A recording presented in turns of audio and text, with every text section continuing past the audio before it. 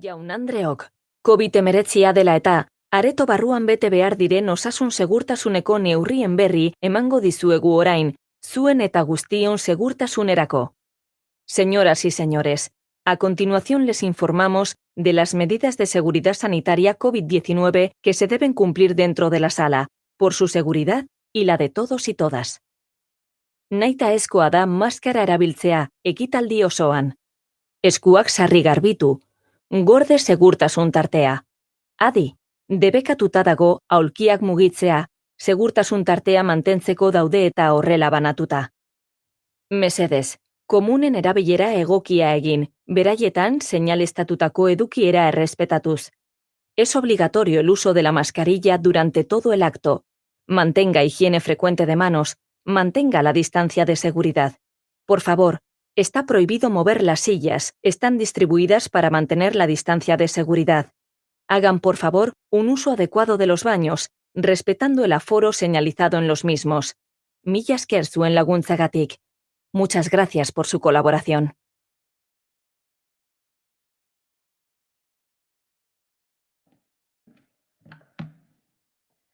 Egunon danori. Bueno, me voy a quitar la mascarilla, que parece que me dan permiso para eso.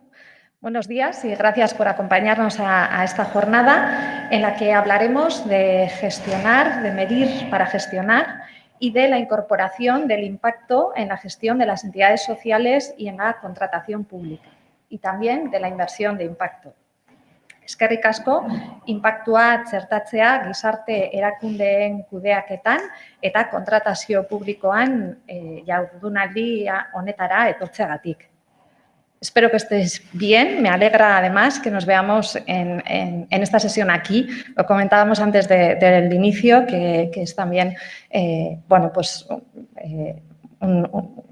una sensación positiva poder estar en esta sala. También algunos nos seguís por streaming, señal de que poco a poco también vamos avanzando en la lucha contra la pandemia y con un panorama más esperanzador gracias al nivel de vacunación que estamos alcanzando. Bueno, quiero empezar con algo que seguramente sabéis. BBK es una fundación bancaria. Somos propietarios del 57% de las acciones de Kutxabank y hacemos inversiones en empresas del territorio. Y con los ingresos hacemos obra social. Todo ello con el objetivo de mejorar la calidad de vida de las personas en Vizcaya. En BBK llevamos más de un siglo con el compromiso de mejorar el bienestar, la cohesión social y el crecimiento económico en el territorio de Vizcaya. Y hay un dato que nos llena de orgullo y es que somos la obra social más grande por habitante del Estado. Y en este sentido trabajamos en 4 ámbitos en el marco estratégico actual. Trabajamos, en primer lugar, en el ámbito de la igualdad, de la inclusión y de la participación social, tratando de favorecer la integración y el bienestar de las personas que por distintos motivos están en riesgo de exclusión. Trabajamos como segundo foco en la cultura, con un claro objetivo de facilitar el acceso a la ciudadanía y reforzar el valor social de la cultura. En tercer lugar, trabajamos en el foco de sostenibilidad y medio ambiente y, sobre todo, en la sensibilización hacia el cambio climático y en un modelo de sociedad más sostenible. Y, por último, trabajamos también para favorecer el empleo, el talento y el emprendimiento. Y, en nuestro caso, con un foco en el emprendimiento social y la inversión de impacto, apoyando modelos de negocio que generan riqueza y empleo en Vizcaya, pero que también dan respuesta a los retos actuales y que tengan un componente social y medioambiental en su misión. Para nosotros, los 17 Objetivos de Desarrollo Sostenible de la Agenda de Transformación Global 2030 forman el marco de referencia tanto en lo relativo a nuestra filantropía como a las inversiones de impacto. Queremos ayudar a lograrnos a través de nuestros proyectos, de programas, de nuestra red global, entre la que estáis, y de nuestras inversiones, impulsando proactivamente la innovación social y el desarrollo económico y social. ¿Y por qué fomentamos esto desde BBK? Naciones Unidas ha marcado la inversión anual necesaria para alcanzar los objetivos de desarrollo sostenible definidos en esa Agenda de Transformación Global 2030 en una cifra 6 trillones de dólares anuales de media. La cifra igual es difícil de imaginar, Pero con lo que se dedica en la actualidad, desde gobiernos, desde entidades, nos sale en negativo una cuenta de 2,6 trillones de dólares anuales. Y este déficit ha crecido debido a la crisis generada por la pandemia. La actual crisis del COVID, como digo, nos aleja aún más de estos objetivos de desarrollo sostenible y, según Antonio Guterres, secretario general de la ONU, todo lo que hagamos durante y después de esta crisis debe hacerse con un fuerte enfoque en la construcción de economías y sociedades más equitativas, más inclusivas y sostenibles y que sean más resilientes a las pandemias, al cambio climático y a los muchos otros desafíos globales a los que nos enfrentamos. Y ahí quiere y debe estar BBK. Para hacer frente a esta necesidad, ha emergido en todo el mundo una respuesta que aplica herramientas innovadoras para solucionar los problemas sociales y medioambientales. La economía de impacto, que busca la transformación del sistema económico hacia una economía más sostenible. ¿Y qué es la inversión de impacto? Pues hasta ahora las inversiones que hemos realizado, que se han realizado, se realizaban bajo el binomio rentabilidad-riesgo. La inversión de impacto pone un nuevo enfoque, incorpora un nuevo enfoque en el que las decisiones de inversión no solo se mueven por esa esperada rentabilidad, que también, pero también exigen ese otro elemento que es el impacto, convirtiéndose en ese trinomio rentabilidad, impacto, riesgo. En BBK creemos que la inversión de impacto y el emprendimiento social son herramientas clave en la construcción de esa consecución de la Agenda 2030. Y, además, no lo decimos nosotros. Sir Ronald Cohen, que es conocido como el padre del capital riesgo británico y el padre de la inversión social, afirma que la inversión de impacto supondrá un mercado de más de 30 trillones de dólares en 2030. Y que es el único mecanismo capaz de movilizar la financiación y el talento necesarios para alcanzar esa Agenda 2030 y esos objetivos de Naciones Unidas. Y en este camino de movilizar esa inversión de impacto, trabajamos y contamos con el apoyo de colaboradores y hoy especialmente con grandes aliados como SpainUp, el Consejo Asesor Nacional para la Inversión de Impacto, del que formamos parte desde sus inicios en 2018 como agente clave para la promoción de la inversión de impacto a nivel estatal. Por tanto, en este contexto de objetivos y metas claramente definidos y de programas alineados hacia esa consecución, consideramos que es especialmente relevante medir y maximizar el impacto que generamos. Necesitamos demostrar que nuestras estrategias contribuyen a cambios positivos y sostenibles en beneficio de la sociedad y hacerlos también extensibles a nuestros colaboradores. Y este cambio de paradigma, que hace que las organizaciones dediquemos también más tiempo y más recursos a medir y comunicar el impacto que generamos en nuestra actividad, creemos que no solo se da en entidades como nosotros, las fundaciones o entidades del tercer sector social, que también nos acompañáis hoy, sino también se debe dar en empresas y también se da en instituciones públicas. Y hoy también lo veremos, porque así nos lo pide también la sociedad y también todos nuestros grupos de interés. A continuación, José Luis Ruiz de Muniain nos presentará con mayor detalle qué es SpainUp y cómo podemos empezar a medir el impacto en nuestras organizaciones. Posteriormente tendremos también una mesa redonda con invitados especiales que nos ayudarán a profundizar en la necesidad de incorporar la medición de impacto, tanto en la gestión de entidades y empresas sociales como desde la administración pública. Todos agentes en los que es de vital importancia poner en valor esa aportación al territorio, al entorno y aún más en este momento en el que necesitamos más que nunca trabajar unidos para dar respuesta a esos grandes retos a los que nos enfrentamos. Gure gonbidatu guztientzat oso garrantzitsua da inguruari egiten dion ekarpena nabarmentzea. Are gehiago horrelako une batean, hau daukagun une honetan, inoiz baino gehiago behar baitugu elkarrekin lan egin erronka handiei erantzuteko. Espero dut gaurkoa inspirazio eguna izatea guztiontzat. Espero que disfrutéis hoy y que sea un día también de inspiración para todos. Muchas gracias a todos, eskerrik asko guztioi.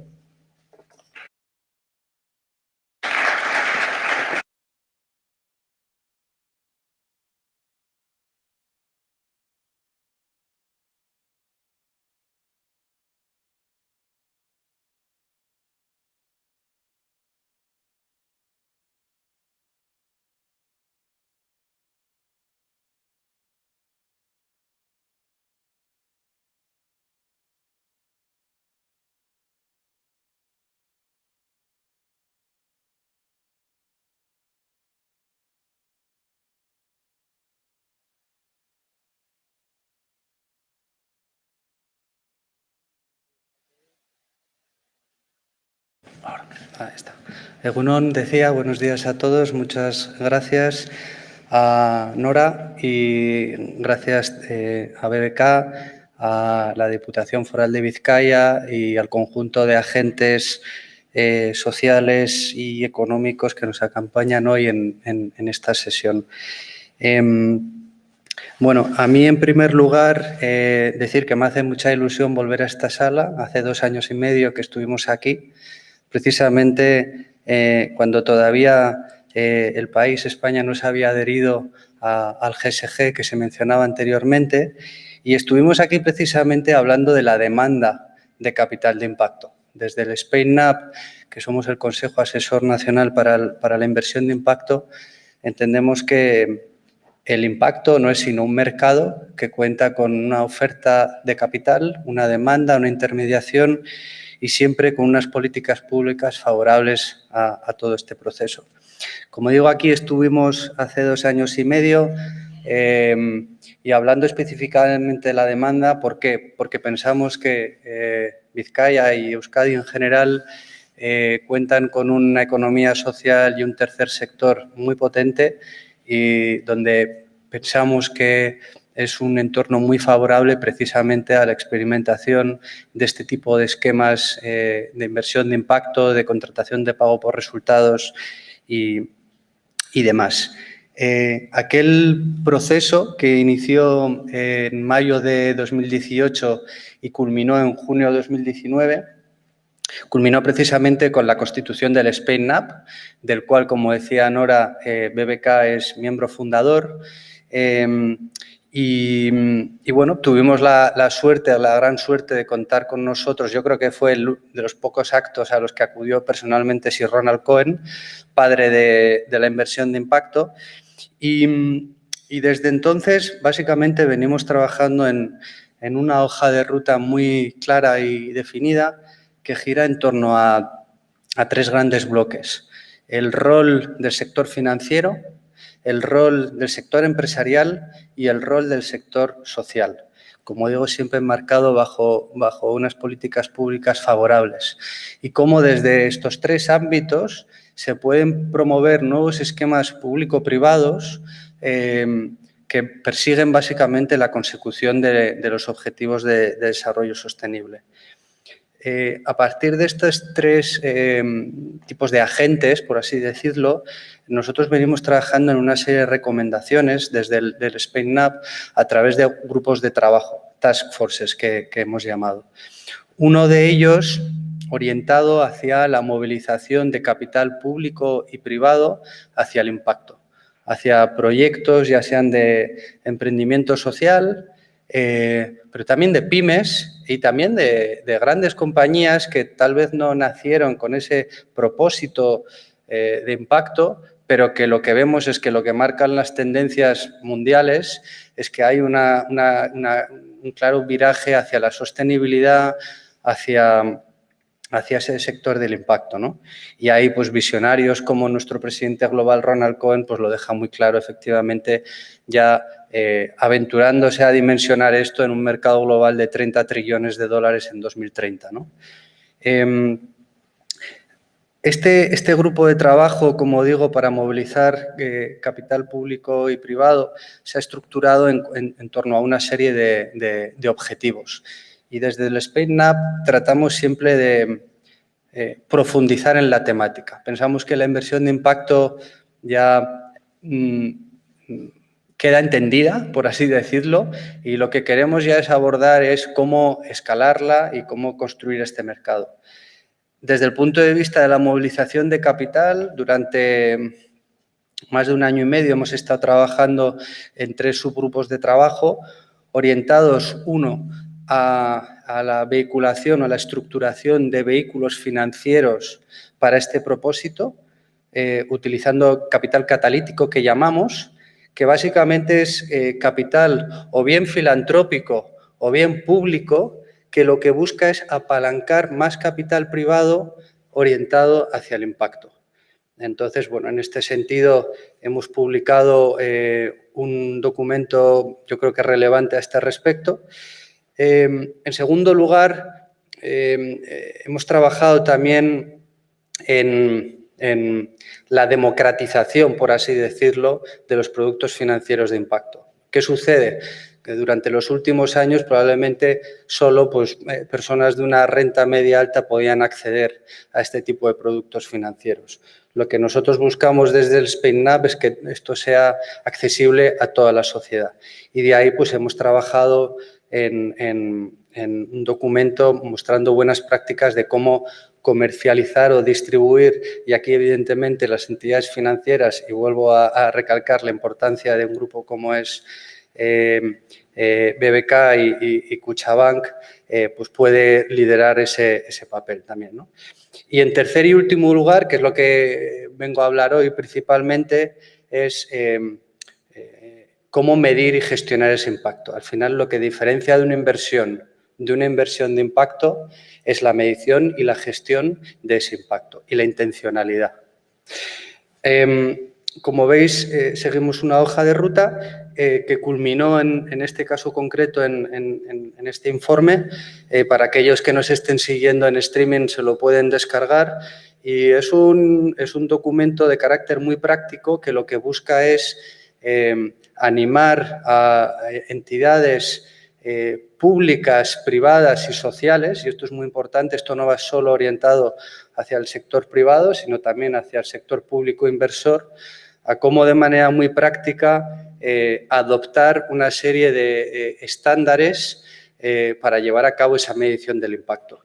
Esto, como digo, resultó en este documento que tiene como objetivo último, como veis en pantalla, maximizar el impacto, sí, pero con integridad.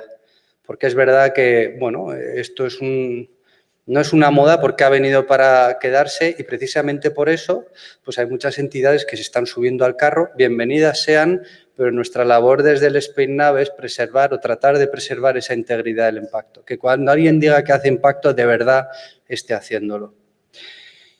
¿Y por qué? Porque el impacto, al fin y al cabo, es multidimensional, ¿no? Hablamos de impacto, se puede generar impacto en el ámbito ambiental, en el ámbito social, pero también en el ámbito de la buena gobernanza, ¿no? Por lo tanto, es muy importante tener muy claro que hay distintas dimensiones cuando uno habla del impacto. Es dinámico, no se trata solo de medir en un punto concreto en el tiempo, se trata de gestionarlo. Si se gestiona, como se hablaba antes, Nora, en la segunda mitad del siglo pasado, después de la gran crisis del 29, es cuando en el entorno financiero se empezó a hablar de la gestión del riesgo de las inversiones. Lo que nosotros promovemos es que empecemos también a gestionar el impacto, que es esa tercera variable, el trinomio que se comentaba anteriormente. Materialidad, aquí también tenemos un debate importante, ¿no? Materialidad o doble materialidad desde el punto de vista inversor. ¿Esto impacta solo al planeta y a la sociedad o impacta también a la cuenta de resultados de una compañía?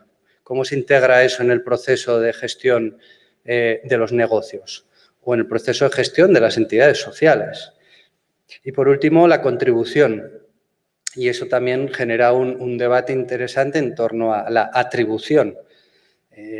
¿Cuál puede ser realmente la contribución o la atribución de un proyecto? Entonces, ahí es muy importante establecer métricas muy definidas y una comparabilidad respecto a grupos de control que han llevado a cabo una determinada intervención versus otros que no lo han llevado, ¿no?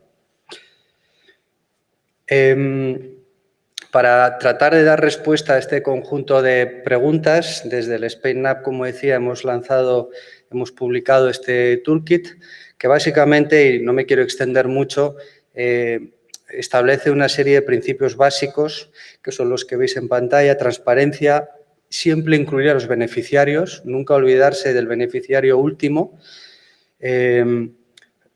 Que tenga un coste proporcional y razonable. Y esto es verdad que es algo complicado porque muchas empresas y compañías o entidades sociales ya tienen suficiente como sobrevivir y más en los tiempos que corren como para además meter una variable más que es medir y gestionar el impacto, lo cual evidentemente conlleva de una inversión en recursos humanos, principalmente las organizaciones dedicados y especializados en esta materia, ¿no?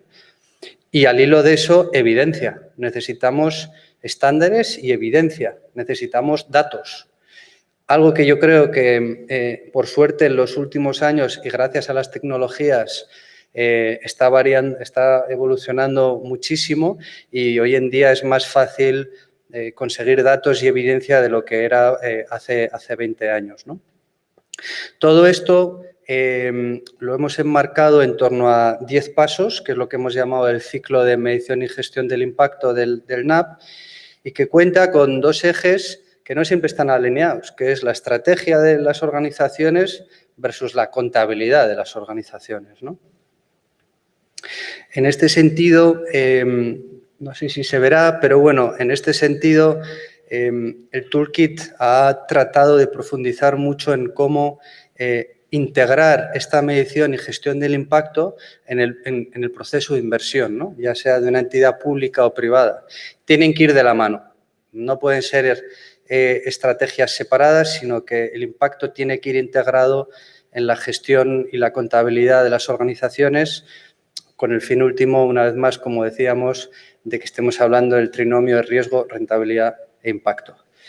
Esto tiene que estar también muy conectado con los principios operativos de gestión del impacto, como decía, gestionar el impacto, no solo medirlo, y que al final y al cabo también conlleva, cuando realizamos una inversión, en un momento dado queremos desinvertir, ya sea para volver a invertir en el territorio, en empresas o para hacer la obra social, como es el caso de BBK. Pero en cualquier caso es importante tener siempre muy claro el exit, esa salida, esa desinversión y el impacto que se ha generado en ese proceso. Y para todo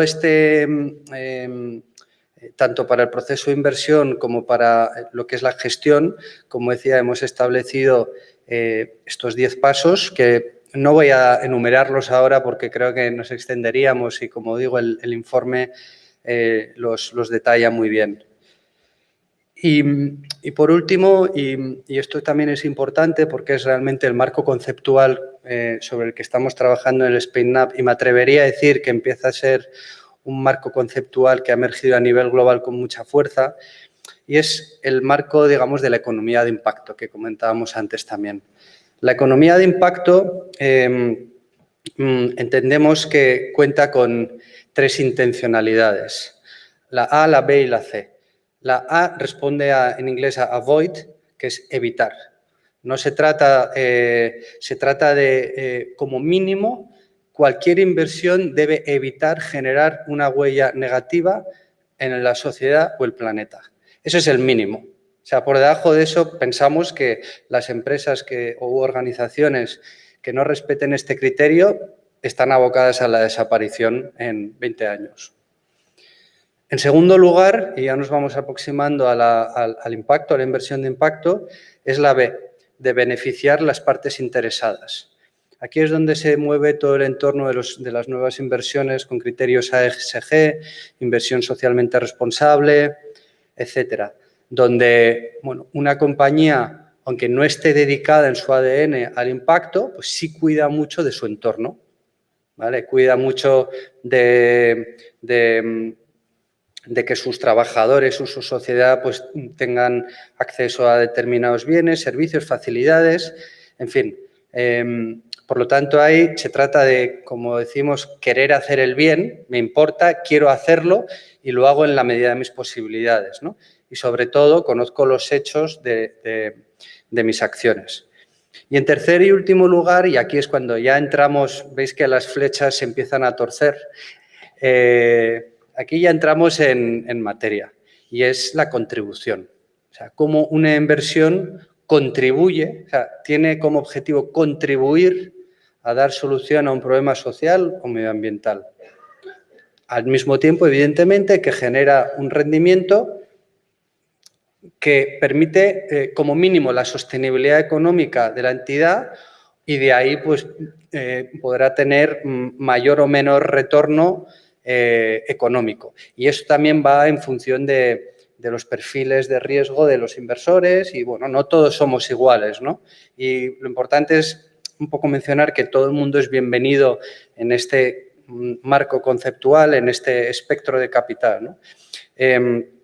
Y bueno, lo que veis al final, a la derecha del todo, es interpretar el impacto, que es, oye, yo llevo a cabo una inversión, pero es que además establezco una serie de mecanismos, estándares y métricas que me van a permitir medir y gestionar ese impacto y, en última instancia, que es un tema que está a debate, es incluso monetizar el impacto social que estamos generando. Ahí hay algunas metodologías como el SROI, el Social Return on Investment, y otras que están cada vez más empujando en ese sentido, ¿no? Aquí pues, hay dos tendencias a nivel global, quien habla de la monetización del impacto o quien habla simplemente de la cuantificación. Las dos son igualmente respetables. Desde el SpainNav abogamos por que si queremos movilizar al sector financiero hay que monetizar. Pensamos que hay que poner cifras monetarias al impacto que se genera. Y es posible, y como digo, por suerte cada vez hay más datos disponibles. De hecho, creo que lo importante, lo complicado hoy en día ya no es acceder a los datos, sino saber interpretarlos y explotarlos. Por lo tanto, bueno, este es el marco conceptual en que nosotros estamos trabajando e impulsando, que responde al marco del IMP, el Impact Management Project, que es un marco conceptual promovido por el GSG a nivel global y donde 32 países de todo el mundo, los NAPs, nosotros somos el SpainNav y luego hay otros 32 países, están trabajando en esta línea, con más de 3.000 entidades, fundaciones, entidades financieras, empresas que están empezando a adoptarlo. Ojo que esto no deja de ser un marco conceptual, esto no son métricas concretas, pero lo que ha conseguido esta iniciativa es agregar a los principales estandarizadores, por así decirlo, a nivel mundial. Estamos hablando desde el GIN, la Red Mundial para la Inversión de Impacto, pero también la OCDE, el PNUD, en fin, una serie de organizaciones que durante los últimos 10 años han empezado a ponerse de acuerdo o a consensuar sobre cuáles son los principales estándares a este respecto. Y no me quiero extender mucho más, yo creo que ya he cumplido con mi tiempo, así que, como decía, el informe que recoge pues, todo esto que os acabo de contar está disponible aquí y bueno, pues sin más, muchísimas gracias a todos, eskerrik asko, un placer. Gracias.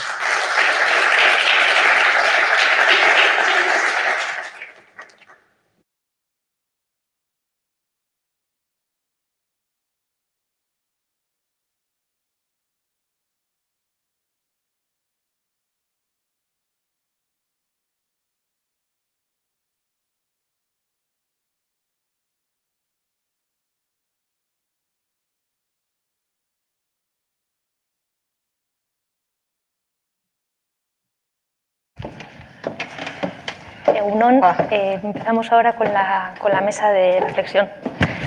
Adelante.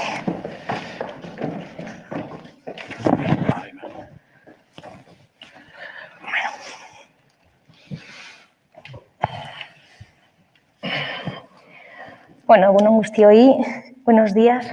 Tengo el placer de moderar esta mesa con unos invitados de excepción. Nos acompañan hoy de Diputación Foral de Vizcaya, Elizabeth Echanove, diputada de Administración Pública y Relaciones Institucionales, Ramón Bernal, director de Lantegi Batuak, entidad referente en materia de inclusión laboral de personas con discapacidad, y Pedro Silva, director de la compañía de movilidad sostenible Vegas Motor, la primera en fabricar motores eco homologados para camiones y autobuses urbanos. Eskerrik asko y bienvenidos. Decíamos al inicio de esta sesión que estamos en un momento en el que cada vez es más importante medir el impacto que estamos generando a través de nuestras actividades. Los esfuerzos por hacer que nuestras organizaciones sean cada vez más sostenibles están muy presentes en nuestro día a día, ¿no? ¿A qué creéis que se debe? ¿Cuáles son los factores que están acelerando estas nuevas formas de gestionar y de hacer en las empresas y entidades? Eskerrik asko, bedekari gonbidapenagatik eta egunon guztioi lehenik eta behin. A ver, yo desde Diputación Foral de Vizcaya ya con el programa de gobierno tenemos un compromiso y un reto prioritario que es el empleo, y es el empleo de calidad, unido también con el alineamiento a las ODS, a la Agenda 2030.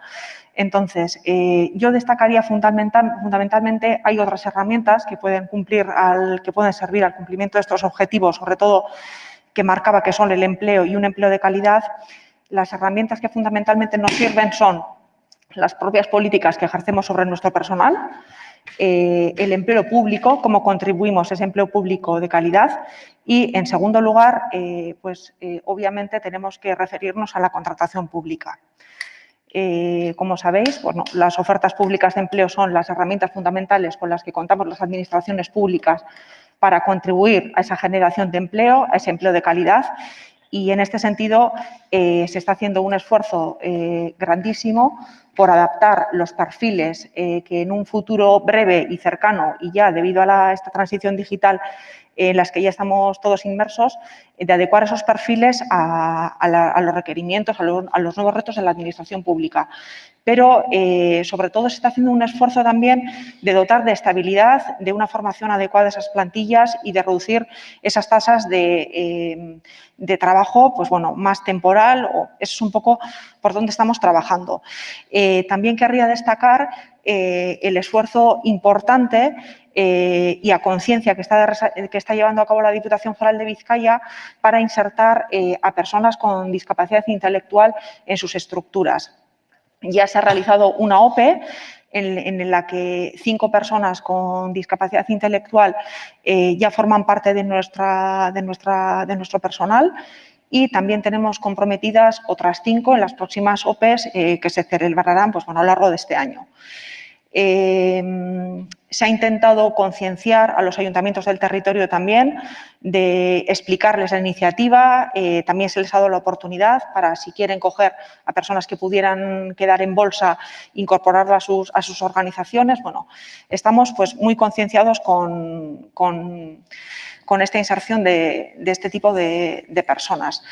Y también quería remarcar la labor que se está haciendo con los jóvenes. Pensamos que es importantísimo, a través de los programas en prácticas, acercar los currículos de esas personas jóvenes estudiantes a las necesidades que tiene la Administración. Necesidades, como les decía, pues que han cambiado a lo largo de estos últimos 10 años y van a cambiar muchísimo en un futuro, donde las demandas de una administración digital, también presencial, pero sobre todo digital, pues son crecientes, como saben. También en ese sentido estamos apostando por la promoción del talento, ¿no? Tenemos una iniciativa que se llama Vizcaya Cátedra, y en esta iniciativa, pues bueno, tenemos una colaboración abierta con la UNED, pero también con universidades europeas y americanas, para que los jóvenes del territorio, pues, puedan obtener becas para la formación en el extranjero. Esa es la primera herramienta, la del empleo público interno a nivel de casa, digo. La segunda herramienta fundamental en manos de la Administración es la contratación. También se llama contratación responsable, también se la conoce como contratación estratégica. ¿Y por qué se utilizan estos calificativos para denominarla? Porque tiene como objetivo, a lo largo del proceso de contratación, sobre todo en 2 momentos, o bien en el momento de valorar las ofertas o bien en el momento de ejecutar un contrato, la Administración, además de conseguir la prestación que quiere, que puede ser un servicio, un suministro o una obra, a través de la inclusión de estas cláusulas, indica al adjudicatario, que finalmente resultará ganador de un concurso público, el modo, el cómo quiero que tú me ejecutes este contrato. Es decir, yo necesito una prestación, pero a través de la inclusión de estas cláusulas tenemos un efecto transformador en ese tejido empresarial que al final resulta adjudicatario, y en la Administración, a través de esas cláusulas, le va a indicar el modo. No me vale solo que me lo hagas, quiero que me lo hagas con esas condiciones. Y estas cláusulas, como les digo, que pueden ser de índole social, medioambiental, o que pueden tener el objetivo de promover cualquier otra política, pues esa es un poco la razón de ser de su inclusión. Y bueno, en este sentido, un poco lo que comentaba el ponente que me precedía, pues bueno, para nosotros es importantísimo, una vez ya sistematizada la inclusión en los distintos procedimientos de contratación que realizamos, el siguiente paso en el que estamos trabajando ya buru belarri, como se dice, es la evaluación de ese impacto. Realmente el impacto que producen en la sociedad, el cambio que generan, la inclusión de esas cláusulas de carácter social y medioambiental. Es un poco... Verónica. Entonces, como comentabas, Elizabeth, ese foco o esa intencionalidad, ¿no?, de generar ese empleo de calidad, empleo estable, empleo inclusivo, empleo joven. Hablabas también de esa contratación estratégica, responsable y ese rol transformador que tenéis desde la Administración, ¿no?, para hacer extensivo estas nuevas formas de hacer estos nuevos modelos. Interesante. Vemos que la Agenda de 2030 y los ODS vuelven a estar muy presentes. Sí. Cuéntanos, Ramón, ¿cómo lo veis desde la Antegi? Bueno, nosotros llevamos en este tema por la propia personalidad social que tiene nuestra entidad muchos años y, bueno, da gusto ver ya, no sé, lo plural que se ha convertido este tema. O sea, ha habido siempre una forma de gestionar como muy pues, dicotómica. O sea, las empresas, la cuenta de resultados y las empresas sociales, algo que era como muy narrativo. Y ya se ve que a nivel general y las iniciativas que están saliendo lo que está haciendo es que todas las organizaciones se tengan que gestionar desde una visión más elevada que la meramente económica. O sea, la parte económica, esa visión que ha habido siempre desde el punto de vista del accionista, porque las empresas parece que al final eran solo la cuenta de resultados y el beneficio, pero ese beneficio es el que se lleva al accionista. Entonces, vamos a poner un ejemplo, es el generar empleo. En la cuenta de pérdidas y ganancias es un gasto que aparece entre corchetes como negativo, ¿no? Entonces, no puede ser que tú lo cuentes como positivo en tu memoria, pero luego en la parte contable lo estés considerando como un efecto negativo, ¿no? Entonces, en ese aspecto nos parece estupendo que ya haya esa conciencia general de que la gestión tiene que... y los resultados tienen que tener una perspectiva mucho más amplia, que es esta perspectiva global, social.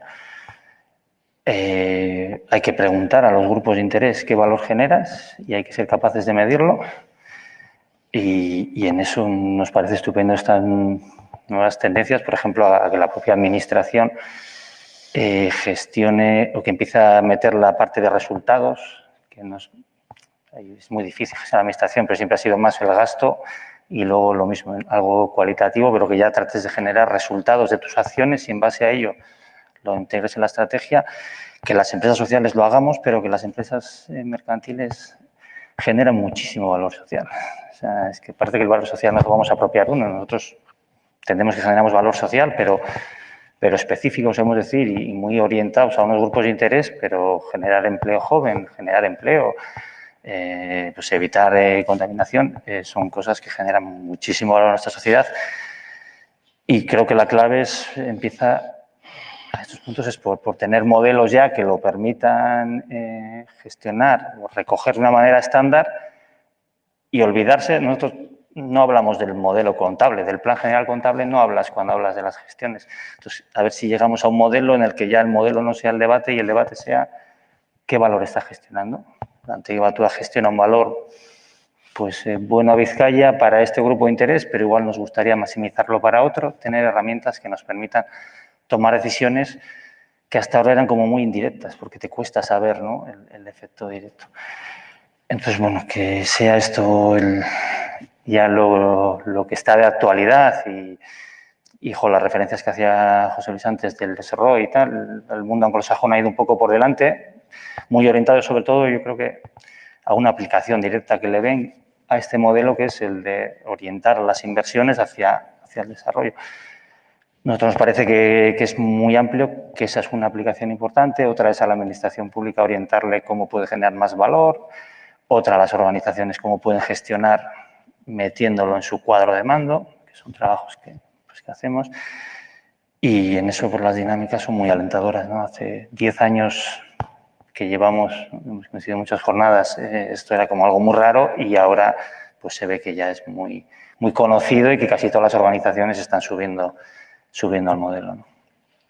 Efectivamente. Bueno, la inversión de impacto y estas nuevas tendencias que comentabas también, ¿no?, que hacen que las entidades vayan ampliando el enfoque de su responsabilidad corporativa, ayudan mucho, ¿no?, a que los modelos vayan cambiando y evolucionando hacia estas nuevas formas. De esto sabe bastante, me parece, Pedro. ¿Cómo lo veis vosotros en Vegas Motor, que desde el principio tenéis tan interiorizado en la misión estos valores de sostenibilidad y de respeto medioambiental?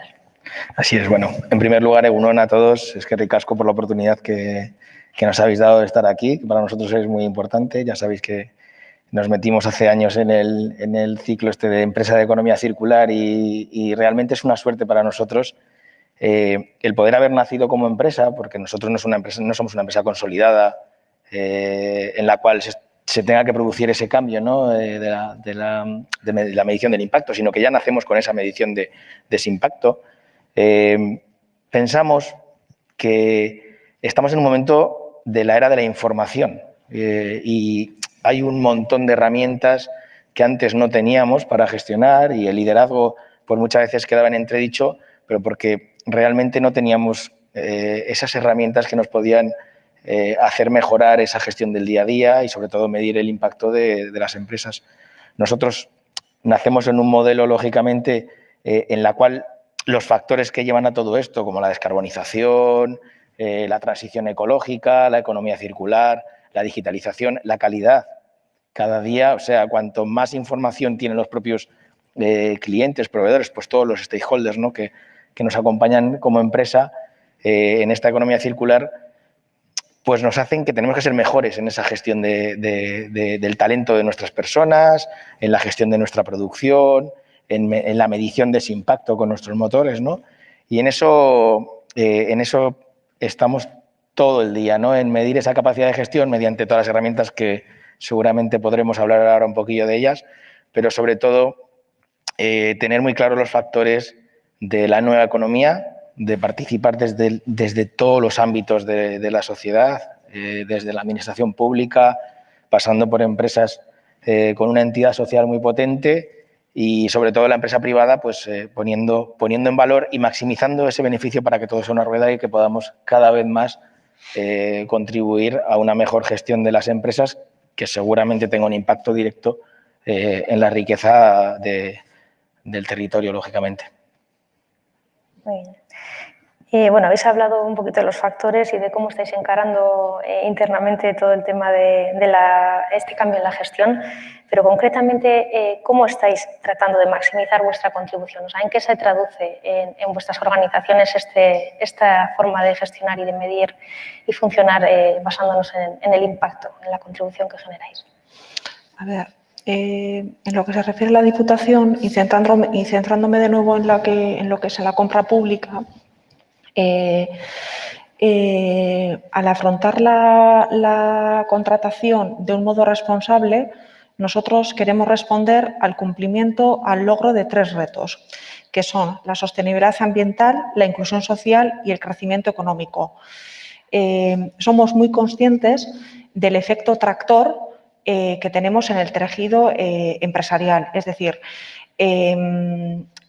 las decisiones que nosotros tomemos en lo que queremos contratar y cómo queremos contratarlo tiene efecto directo y transformador en el tejido y en todos aquellos que quieran licitar con la Diputación Foral de Vizcaya y somos súper conscientes de ese efecto, ¿no? Entonces, la inclusión de este tipo de cláusulas ya desde muy temprano, ya hacia el año 2013, se hizo un primer intento que desgraciadamente, bueno, al final fue recurrido y no salió adelante, pero se hizo un intento de reglamento ejecutivo con una guía que preveía estas cláusulas y su inserción a lo largo del procedimiento. Finalmente ya y de forma sistemática, desde el año 2017 venimos incorporando a todas las contrataciones, en concreto al 97% de las contrataciones que se realizan en la Diputación Foral de Vizcaya, llevan incluida pues, de media unas 12 cláusulas de esta naturaleza, ¿no? Tenemos un reglamento ejecutivo, como les decía, que sirve de guía, de apoyo a los intervinientes en los procedimientos de contratación en los diversos departamentos. Y, bueno, ahí hay una serie de cláusulas que están prefijadas y la guía lo que ayuda a los empleados y a los trabajadores es a decidir en qué momento, de qué modo se insertan en esos pliegos. Con la inserción de estas cláusulas, ¿qué queremos impulsar? Bueno, desde luego son cláusulas que están íntimamente ligadas con la promoción del empleo con personas con dificultades. Tienen como objetivo, por ejemplo, también combatir el paro, facilitar la inserción sociolaboral de personas en situación o riesgo de exclusión. También algunas se refieren a la consecución de la igualdad efectiva entre mujeres y hombres, derechos lingüísticos, es decir, la tipología es diversa y está sistematizada. Querría decir que solamente en el año 2000, entre los años 2019 y 2020 se han incluido un total de 2.783 cláusulas sociales en los 234 contratos que ha llevado a cabo la Diputación Foral de Vizcaya. Aquí no se incluye el entramado foral al completo, es decir, entidades forales e IFAs se excluyen. Solamente les estoy dando datos en lo que se refiere al servicio de contratación centralizado de la Diputación.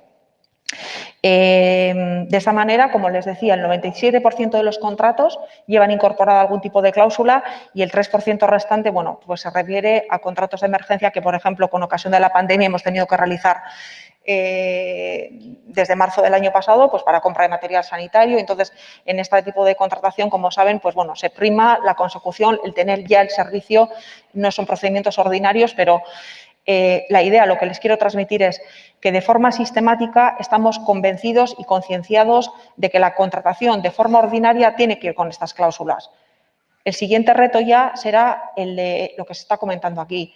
¿Cómo evaluamos ese impacto que genera tanto desde el punto de vista económico o de la propia transformación que la inclusión de esas cláusulas generan en la sociedad? Y eso es un poquito el trabajo que estamos abordando ahora. Ramón, vosotros que habéis estado en esto de la medición del impacto desde los inicios, habéis sido pioneros en Vizcaya, lleváis más de una década, cuéntanos.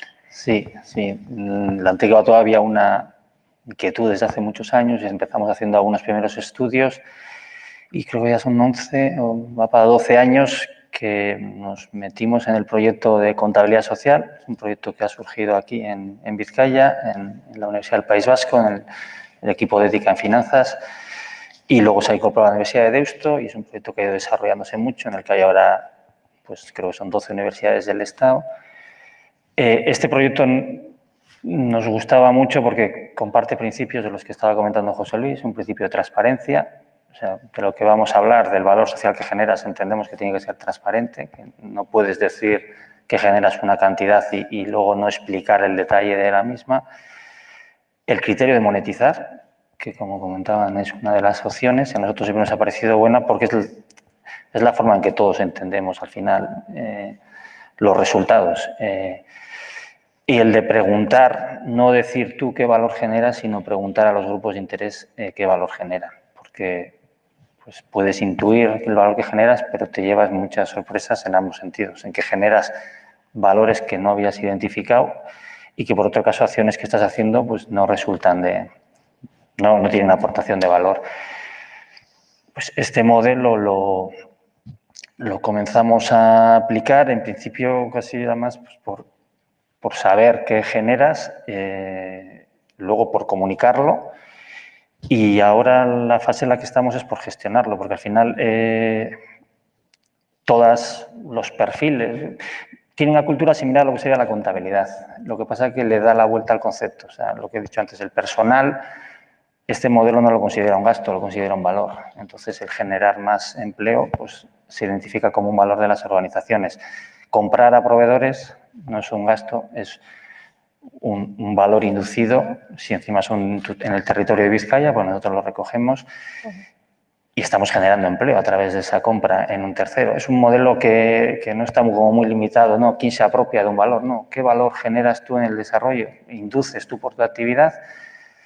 ¿En qué sectores lo haces? O sea, nosotros pues hemos potenciado mucho el sector de la discapacidad porque lo conocemos mucho, hemos hecho grupos de discapacidad, primero en Euskadi y luego a nivel estatal, en el que seamos capaces las organizaciones que llevan mucho tiempo trabajando de ponerle cifras a las cosas que hacemos.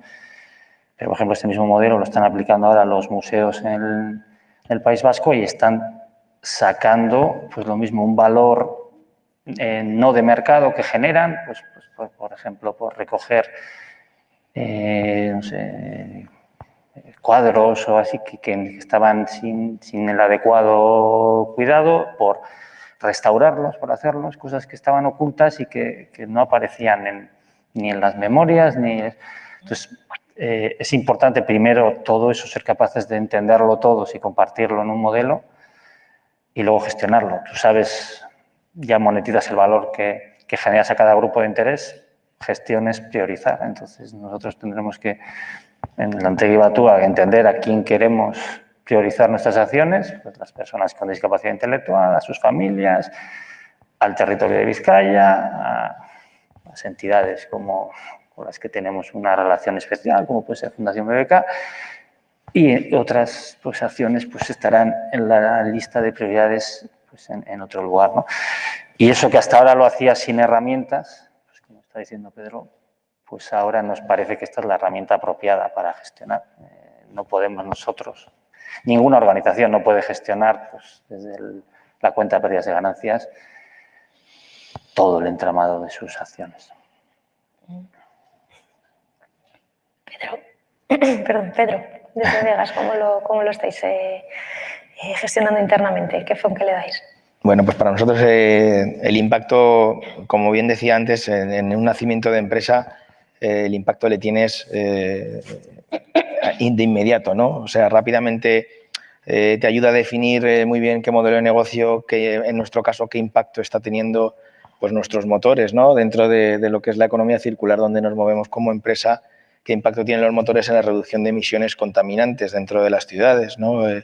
Esta transición ecológica, esta mejora de la eficiencia de las máquinas, pues provoca que esa información que nosotros estamos teniendo directamente desde sistemas de mediciones que incorporamos sobre los vehículos, que eso es también medir, ¿no? Ese impacto que está teniendo nuestros motores en los vehículos, pues nos ayudan sobre todo a tener esa mejora continua dentro de nuestra empresa, ¿no? También, lógicamente, está teniendo un impacto directo con la contratación de personal. Tenemos un sistema que le llamábamos nosotros, aparte de tener, lógicamente, la medición en los sistemas de producción, tenemos un sistema humano que nos ayuda muchísimo a medir el impacto de nuestro reclutamiento, ¿no? Que es el mentoring. Lo utilizamos mucho con colaboradores que son personas que han estado toda su vida trabajando en el sector y que bueno, pues hacen de esa figura de socio, pero aparte de socio inversor, socio de acompañamiento, que nos ayuda también a medir pues mucho pues que verdaderamente ese tutelaje de los trabajadores jóvenes, trabajadores o trabajadoras jóvenes, pues tengan un resultado que cada día les permitan ir creciendo como profesionales y mejorando dentro de la empresa lo que es el impacto de la misma. Muy bien. Hablabais varias personas de lo importante que es eso, la tecnología, cómo es una aliada, ¿no? En estos procesos de medición y gestión del impacto. Hablabais también de cómo incorporar a los colaboradores, proveedores y otros grupos de interés en la medición. Bueno, vemos que tenéis actividades distintas, pero muchos nexos y puntos en común. Pasaríamos ahora a la parte de las dificultades. Habéis hablado un poquito de cómo estáis midiendo el impacto, de qué iniciativas tenéis en marcha de cara a la medición y gestión. tecnología como aliada, pero ¿cuáles son las dificultades que os encontráis, ¿no? En estos procesos de gestionar y medir el impacto, de capturar datos, ¿no? Cuando a veces involucra a otros agentes? ¿Qué es lo que veis que es quizás más complicado, que puede ser un reto para mejorar los procesos de medición? Bien, aquí tendríamos que hablar un poco de los instrumentos que tenemos para la planificación y evaluación. Tenemos instrumentos ordinarios que hacen seguimiento a los planes que están incorporados en nuestro programa de gobierno y en los proyectos estratégicos. Pero yo, visto el foro, pues sí que quería comentarles de forma así, un proyecto piloto interesante que estamos haciendo para la cuantificación del impacto desde el punto de vista económico que genera la contratación que realiza la Diputación Foral de Vizcaya. Se ha hecho un proyecto piloto analizando la contratación referida al año 2019 y la verdad es que los datos que... Ojalá tuviéramos datos extrapolables a lo que es toda la estructura de entidades forales, fundaciones y tal.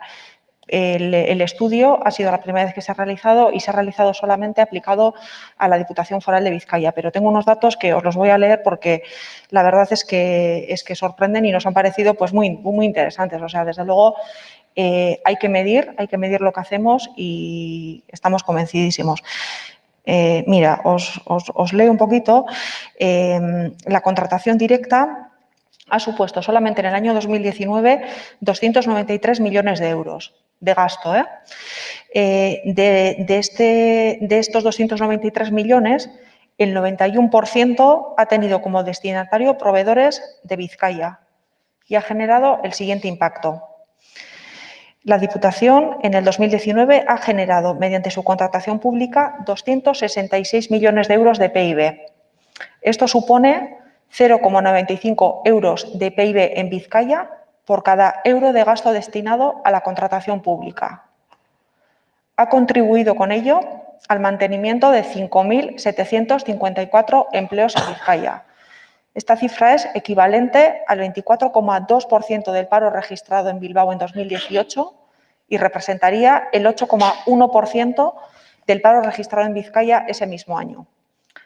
También el 14% del gasto de contratación se concentra en sectores de alto valor añadido, lo que generan empleo de calidad.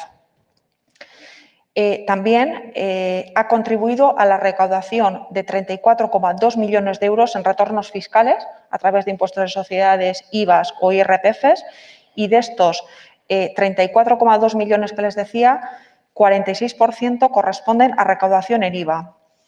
Por cada euro de gasto en contratación se generan 0,12 de recaudación fiscal para las administraciones públicas.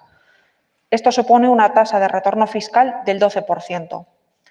El estudio se ha centrado, como les decía, de modo piloto, exclusivamente en analizar el impacto económico de la contratación foral de Vizcaya en el territorio. En cuanto a los problemas, Verónica, pues bueno, no se te ocultan. Bueno, pues evidentemente las estructuras tienen sus formas de funcionar y sobre todo, pues bueno, hay una resistencia al cambio, a realizarlo y es costoso. También, como apuntaba José Luis, la información es numerosa, no es tan concentrada, es difícil, resulta difícil recopilarla y una fácil recopilación pues, supondría una mejor capacidad para su interpretación. Pero es decir, las fuentes son diversas y bueno, ahí echaríamos de menos un modelo de medición estándar y sencillo. Nos vendría muy bien, la verdad. Y luego también, pues, también destacar pues, un poco la falta de conocimiento en las organizaciones para la implementación de un modelo de medición. Es un poco las dificultades más importantes que nosotros nos hemos encontrado en este camino. Sí, sí, yo complementando un poco lo que dice Elizabeth, creo que la primera es ese cambio mental de perspectiva que parece que estamos llegando todos, pero la experiencia que tenemos que hace 3 minutos no estábamos, que analicemos las cosas desde esta perspectiva, o sea, desde el valor, desde los resultados y no desde el coste o desde el gasto. Y en cuanto la entendamos, porque hay que asimilarla, la experiencia que hemos tenido, muchas organizaciones cuando empezaban a hacer estos trabajos no acababan de entender bien qué significaba pues eso, que la compra que la tienes como algo negativo genere un valor en tu territorio, porque pues, el primer criterio que puedes tener, nosotros tenemos un comité de compras en nuestra empresa, pero en entidades privadas potentes, el comité de compras es un comité importante en las decisiones de todas las compras. Claro, si luego cuando lo aplicas ahí el criterio principal, al que se basa todo es el precio, pues se te está escapando muchísimo valor. O sea, no estás siendo capaz de recoger, pues que no es lo mismo comprar los bolis, si lo hace la Diputación, en China que en Copistería Goya, porque al final pues se acaba cerrando Copistería Goya, la gente que se va a la calle y que se queda en el paro, pues es la de tu territorio, ¿no? Entonces, ser capaz de dar ese salto y entender que hay que meter muchos más ingredientes en el análisis, y una vez que demos ese, que yo creo que cuando mandas 4 mensajes, pues todos entendemos, pues ahora la pandemia nos ha explicado el valor de las tiendas. Creo que sabía, pero joder, yo la panadería que tengo al lado de casa, o sea, es que agradecías que estuviese abierta a ir allí, ¿no? Pues claro, si todos comprásemos en otro modelo, ya no estaría. Entonces, meterlo eso y luego tener herramientas y luego gestionarlo. O sea, las herramientas no son para comunicarlo solo, sino para meterlos en la gestión. Lo que pasa es que lleva una maduración, ¿no? Cuando hablan de esto, el profesor Retorrado se lo comenta muchas veces, la contabilidad tiene 500 años y todavía cambiamos los criterios cada 3 minutos y te aparece un nuevo criterio que te cambia el balance y hay que explicar.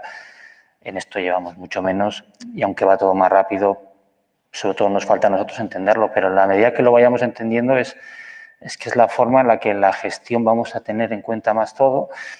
Pues hacía un poco referentes al tema de los museos, ¿no? O sea, no podemos ahora, la financiación pública a los museos no puede estar condicionada solo a los visitantes, pues porque ahora mismo casi no hay.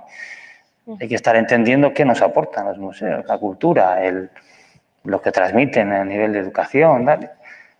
Y bueno, hay en la parte pública hay unos fondos que son limitados, además están complicados, pero que tengan herramientas, pues más herramientas para la asignación, y las organizaciones sociales los veníamos de serie, pero con más herramientas, y las privadas igual. Yo recuerdo Euskaltel cuando salió a bolsa, pues se empezó a aplicar el modelo de contabilidad social porque a los inversores del norte de Europa pues tienen esa cultura muy metida, se les sabrá bien, y eso no les daba, o sea, no miraban rentabilidad y riesgo, sino arraigo social, impacto, no solo por un tema social, sino porque además cuanto más arraigado estás, más sólido eres como organización, es más difícil que te caigas ante cualquier circunstancia. Entonces, si somos capaces, el reto, más que un hándicap, es un reto, que nuestras cabezas sean capaces de ir rápido a ese nuevo salto y empezar a gestionar así. Interesante. Pedro. Para nosotros, principalmente el hándicap que hemos tenido a nivel externo es la transmisión del mensaje, ¿no? Esa falta dentro de toda la administración del Estado. No, te encuentras administraciones locales que sí que ves que van un poco como en desfase unas con las otras, ¿no? Porque una sí que ves una digitalización importante, un conocimiento que te permite llegar a transmitir el mensaje de, bueno, oye, ¿por qué creemos que nuestra tecnología o nuestros motores pueden aportar un valor a la sociedad para una descarbonización acelerada, ¿no? Y una transición ecológica sostenible, sobre todo? No nos volvamos locos con que todo tiene que ser eléctrico, todo tiene que ser... no, o sea, hay que hacerlo todo de una manera sostenible, utilizando un mix energético, una neutralidad tecnológica que es muy importante, sobre todo porque, bueno, pues a lo mejor la electricidad la podemos ir introduciendo en diferentes sectores, pero no es el mejor modelo para, por ejemplo, el transporte, en este caso, ¿no? Que todavía no está muy desarrollado. Pero bueno, fuera de eso,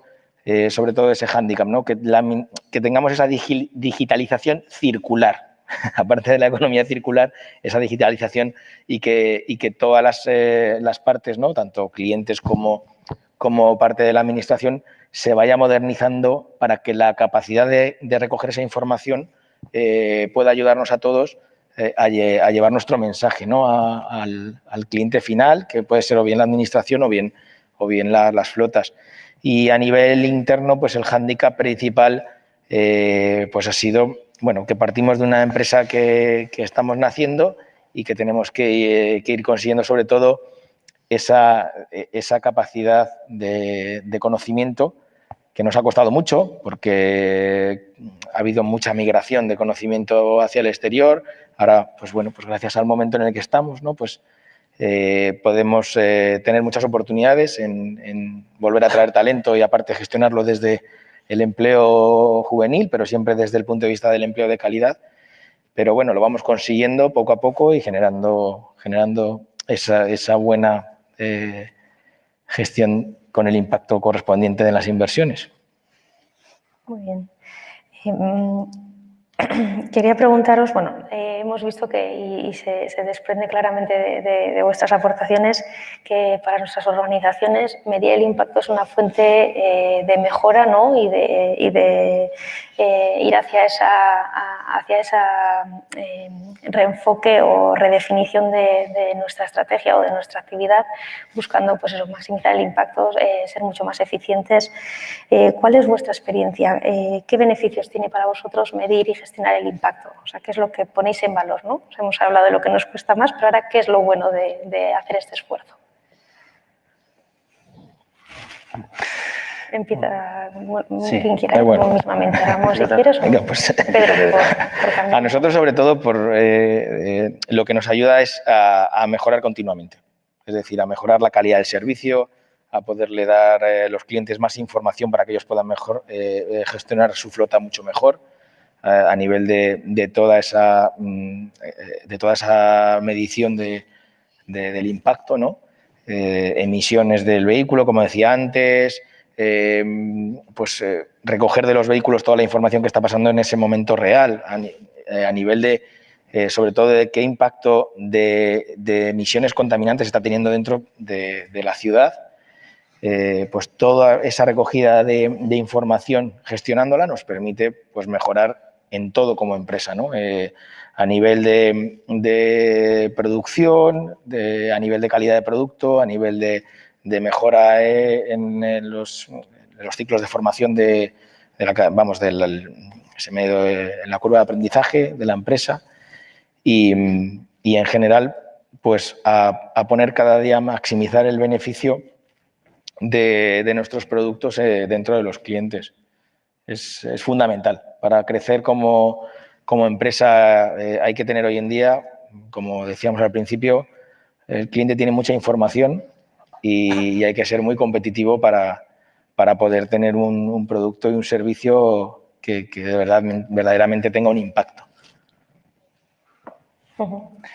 Sí, nosotros en el desarrollo de este trabajo lo que nos está ayudando mucho a centrar es como el modelo de contabilidad social, lo que está partiendo es de los grupos de interés y de preguntarles qué valor generas, pues ya te está dando mucha información sobre tus acciones, dónde llegan de verdad a lo que querías y una cuantificación, ya una monetización de verdad del valor, ¿no? Porque igual había acciones que pensabas y que te las reconocen con valor generado, pero que requiere muchos recursos y que luego los efectos, pues al final, pues la gestión significa eso, priorizar y como mejor que la administración pública no lo sabe, como los recursos son limitados o no son limitados, pues hay que elegir y eso nos permite. Luego nos está ayudando mucho también ya en un trabajo más sectorial, pues por ejemplo en el sector de la discapacidad, pues ha habido muchas iniciativas.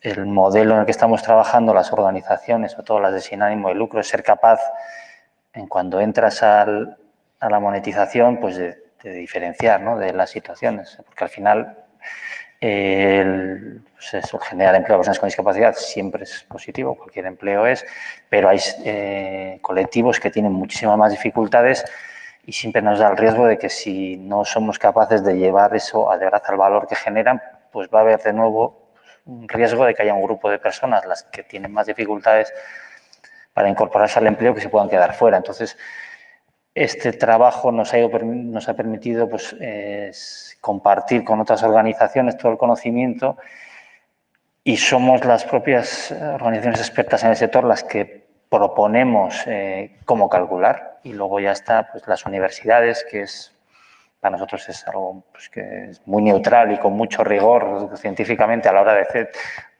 con todo respeto, no es una consultora a la que puedes influir más. Una universidad, si no le gusta, te va a decir que no y que pases, ¿no? Entonces, en ese aspecto nos ha ayudado mucho a ir desarrollando sectorialmente y esto llevarlo, porque las cooperativas agroalimentarias lo están haciendo y han puesto en valor pues, cómo ayudaban a que no se despoblaran determinadas municipios pequeños. En Navarra, por ejemplo, le salió enseguida eso, que se mantenían escuelas porque estaban ellas, entonces lo iban compartiendo y te va dando pautas de qué efecto tienen tus decisiones y cuando coge la rueda, la verdad es que es una rueda que luego es muy satisfactoria, ¿no? Porque trabajabas desde una perspectiva mucho más limitada y de repente pues, ves que los resultados son más amplios y bueno, muchas organizaciones, las propias personas que trabajaban allí, pues, se sentían como muy reforzadas de su trabajo, ¿no?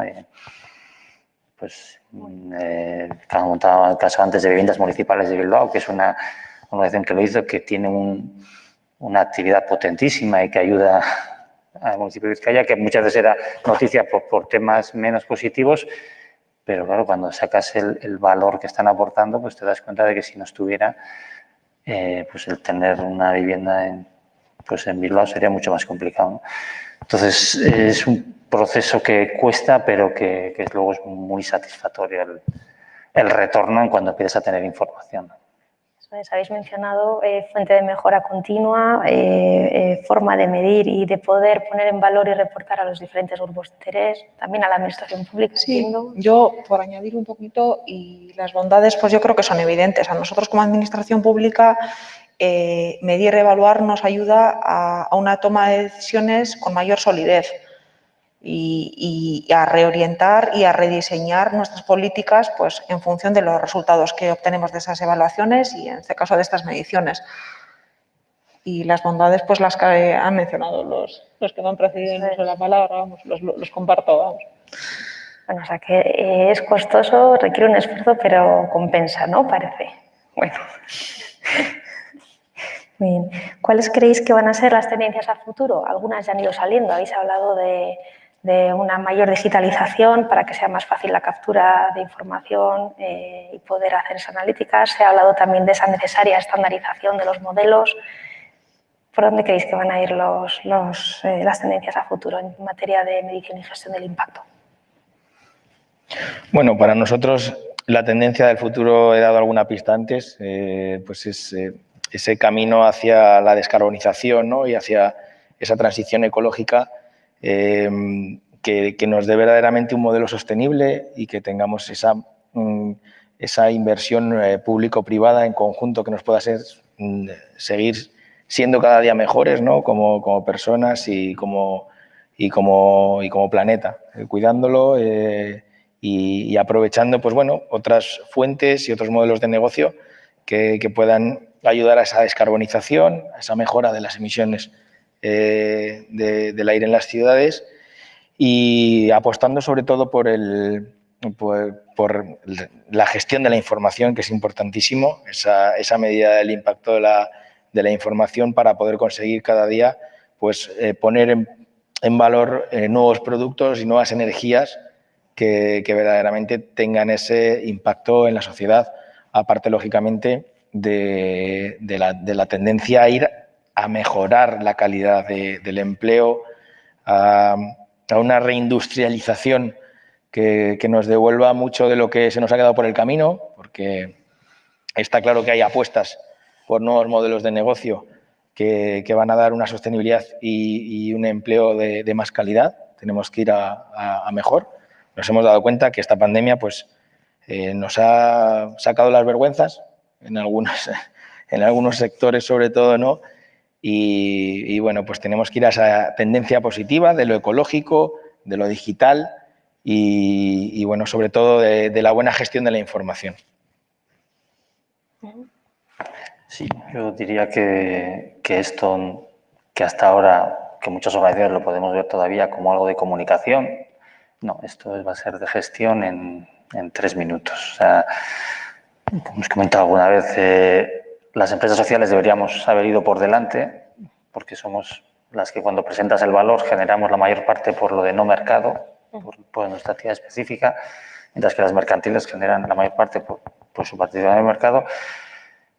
Pero como nos está costando ir, pues viene una ley estatal del finales de 2019, obliga a hacer un estado de informe de reporte no financiero a las empresas, y las empresas mercantiles ya desde un tamaño ya medio ya están haciéndolo, y ellos en ese requerimiento tienen que hablar de valor social, de igualdad, de las aportaciones. Entonces, eso de momento, como se está haciendo, es acumulando información sin gestionarla, pero al final, en cuanto lo veas integrado en un cuadro de mando, va a ser la herramienta para tomar decisiones. Y las empresas sociales pues tenemos que empezar a correr para que en un cambio así pues estar en primera línea, que no lleguemos detrás, ¿no? Todas las organizaciones aportan mucho, pero en un cambio de este nivel pues sí, nos da un poco pena muchas veces cuando hablamos de que no vayamos las empresas sociales en primera línea, pero es que con mayor motivo, ¿no? Ya que no tenemos esa ambición más financiera, más económica. Interesante. Decías el cambio normativo de estados de información no financiera que hasta este año aplicaba a las empresas cotizadas, ¿no? Pero se va a hacer extensible, o sea, eso parece que se va a ir exigiendo cada vez a más empresas. Sí, bueno, nosotros con esa participación en el mercado pues nos encontramos con empresas grandes, porque al final el modelo les pide a las empresas grandes generar un valor social, pero luego a través de su cadena de proveedores ver cómo eso pasa hacia atrás, ¿no? Entonces te empiezan a preguntar a ti, y eso va a llevar, al final la mejor forma de generar estos avances es pues que lo necesites para vender en las empresas mercantiles. Entonces, las sociales, que muchas veces trabajas desde otro concepto, pues igual o te da un poco más miedo qué información, qué datos van a salir, ¿no? de tu informe de valor social, pero no, hay que lanzarse, hay que hacerlo y hay que ponerlo y hay que empezar a gestionar. Y si al final los datos no son los que tú pensabas, pues no parece lo adecuado el no asumir el modelo por no encontrarte con la realidad, ¿no? Pues te asumes y a partir de ahí tomar decisiones para optimizarlo, empezar a generar, pues como pasa con la tarea, ratios de cuál es el retorno que vas generando en valor social a través de tus actuaciones y ponerte objetivos para mejorarlo. De nuevo aparece ese valor de la medición del impacto, ¿no? para tener una toma de decisiones más sólida, con más criterio y que nos permita actuar sobre bases más sólidas, ¿no? Más seguras. Yo, por añadir una última idea, yo creo que nuestro trabajo como administración pública va a estar en conseguir involucrar a los proveedores en esta tarea, en la que estamos embarcados, de medición. Y bueno, en este caso, pues la aportación de las empresas a través de documentación, a través de cómo están ellos ejecutando esos contratos, del cumplimiento real que se dé a esas cláusulas especiales de ejecución a través de la documentación o información que ellos nos suministran, pues para nosotros como administración va a ser vital, porque sin eso no podemos realizar finalmente esa medición. Y yo creo que ahí va a ser, pues bueno, la administración en sí se tiene que mentalizar, tenemos que trabajar en esta vía, pero la parte que tenemos enfrente pues es una parte fundamental, sin la cual pues no podemos avanzar tampoco. Entonces, pues es un poco la conclusión a la que llegamos. Muy bien. ¿Y qué mensaje lanzaríais a aquellas entidades que aún no han incorporado la medición y gestión del impacto en sus organizaciones o que están quizás en una etapa inicial? ¿Qué les diríais? Bueno, pues que es bastante más fácil ahora que hace 10 años, que parecía que no es un tema, va a ser un símil con el tema cuando llegó el compliance, el cumplimiento penal, ¿no? que muchas organizaciones decían, eso es de las grandes, y todo el mundo se equivocaba porque eso es de todas y tenías un riesgo siendo pequeña. Pues esto es lo mismo, o sea, al final la complejidad va a ser la complejidad de tu organización y pues una organización más pequeña pues lo va a hacer más fácil, pero que no puede vivir sin dar este cambio, porque es que si no se va a encontrar, pues que pues si tienes actividad con la administración pública lo va a incorporar y te puedes quedar fuera porque tú no te has metido en esa. Entonces, y que hay muchas opciones. Yo siempre cuento las que son de Vizcaya, por la que tenemos aquí al lado, pero que hay muchas opciones. Es algo en lo que pues desde muchos sectores, las universidades, consultoras están avanzando mucho, entidades con perfil muy social lo proponen, entonces es relativamente sencillo pues ver las alternativas y sumarse, pero ya la opción de esperar cada vez es peor, creo.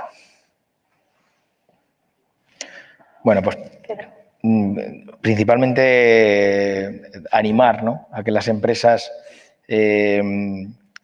apuesten por esta medición de impacto. Es un momento en el que hay inversión para ello, hay inversión para mejorar, hay inversión para que las empresas sean más competitivas, hay inversión para que tengamos profesionales dentro de las empresas más competitivos desde todos los actores. Está claro que esto está para quedarse, tenemos que apostar por este modelo y, sobre todo, pues, visto lo que nos ha pasado en este maldito año que hemos pasado, creo que incluso ya no son los factores a nivel de administración o las propias empresas privadas, ¿no?, sino que yo creo que la sociedad está más concienciada ahora, más que nunca, para cambiar ese modelo, ¿no?, y acceder a estos nuevos cambios que se tienen que producir dentro de una sociedad para que podamos ir hacia adelante con la medición de impacto. Así que es un momento de oportunidades y es el momento para hacerlo. Yo poco más que, pues como administración pública, que estamos convencidos de que es el camino que hemos iniciado, lo vamos a seguir y animar a todas las entidades a que lo hagan también. Es que ricasco. Pues si os parece, si alguien tiene alguna pregunta, abrimos ahora 5 minutitos para si alguien tiene alguna cuestión. No sé.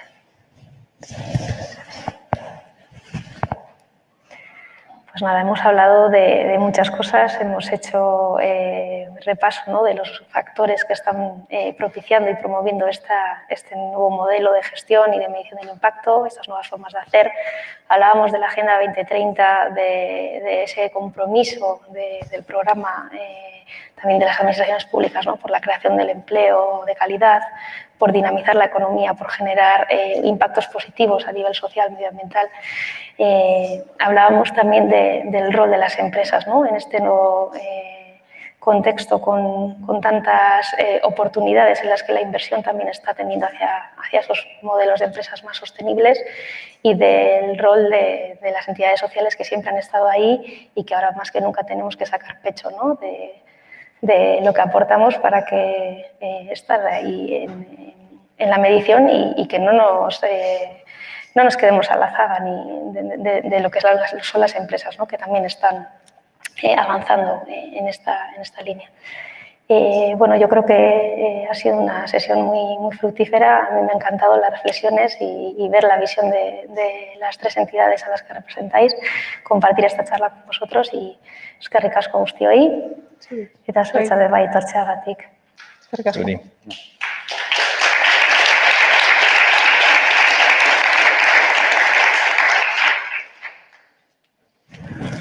Bueno, pues